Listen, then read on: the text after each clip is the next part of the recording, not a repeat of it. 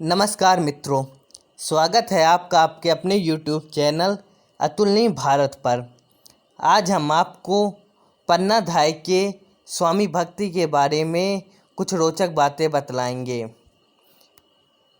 पन्नाधाय राणा सांगा के पुत्र राणा उदय सिंह की धाय माँ थी। पन्नाधाय किसी राज परिवार से नहीं थी, परंतु अपना सर्वस्व स्वामी के लिए अर्पण करने के लिए जाने वाली पन्नाधाय का जन्म कमेड़ी गांव में हुआ था। राणा सांगा के पुत्र उदय सिंह को मां के स्थान पर दूध पिलाने के कारण धाय मां कहलाई थी। पन्ना का पुत्र चंदन और राजकुमार उदय सिंह साथ साथ बड़े हुए थे और उदय सिंह को पन्ना ने अपने पुत्र के समान पाला था। पन्नाधाय ने उदय सिंह की मां रानी कर्णावती के सामूहिक आत्म बलिदान द्वारा स्वर्गारोहण पर बालक की परवरिश करने का दायित्व संभाला था। पन्नाधाय ने पूरी लगन से बालक की परवरिश और सुरक्षा की। पन्ना चित्तौड़ की कुंभा महल में रहती थी। दासी का पुत्र बनवीर चित्तौड़ का शासक बनना चाहता था। दासी का पुत्र बनवीर चित्तौड़ का शासक बनना चाहता था, इसलिए उसने राणा सांगा के सभी वंशजों को एक एक करके मार डाला।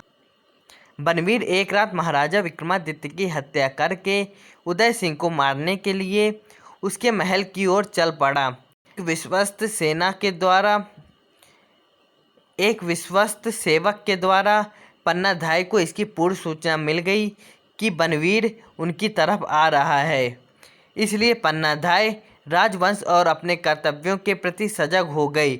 वह उदय सिंह को बचाने के लिए उसने उदय सिंह को एक बांस की टोकरी में सुलाकर उसे जूठी पत्तलों में ढककर एक विश्वास पात्र सेवक के सहायता से महल के बाहर भेज दिया और बनवीर को धोखा देने के उद्देश्य से अपने पुत्र को उदय सिंह के पलंग पर सुला दिया।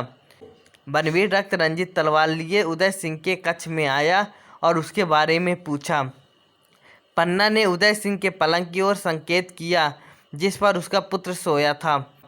बनवीर ने पन्ना के पुत्र को उदय सिंह समझकर मार डाला। पन्ना अपनी आंखों के सामने अपने पुत्र के वध को अविचलित रूप से देखती रही। बनवीर को पता न लगे इसलिए वह आंसू भी नहीं बहा पाई। बनवीर के जाने के बाद अपने मृत पुत्र की लाश को चूमकर राजकुमार को सुरक्षित स्थान पर ले जाने के लिए निकल पड़ी। उन्होंने अपने कर्तव्य पूर्ति में अपने पुत्र का बलिदान देकर मेवाड़ राजवंश को बचाया। ये थी पन्नाधाय की कहानी।